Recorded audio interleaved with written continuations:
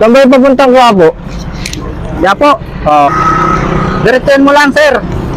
Pagdating mo sa may kanto sa dulo, kaliwa ka. Pagkaliwa mo, mga unang kanto, kumanan ka. Oo. Tapos, pagdating mo dun sa may kanan, may McDo. Oo. Kumaliwa ka ulit. Oo, boss. Tapos may makikita kang pabrika ng sigarilyo. Oo. May makikita kang gwardiya dun sa labas, dun sa magtanong.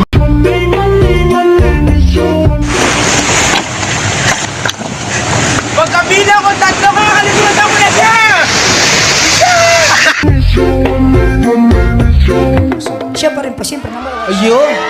Di sabihin mo ka, Mr. Mahal na mahal mo siya. Hello, mahal. Huwag ka naman magselos. Ikaw ang mahal ko. Number 1 ka sa buhay ko. Huwag mo siyang number 1, dapat siya na lang ang only one. My only one. Pag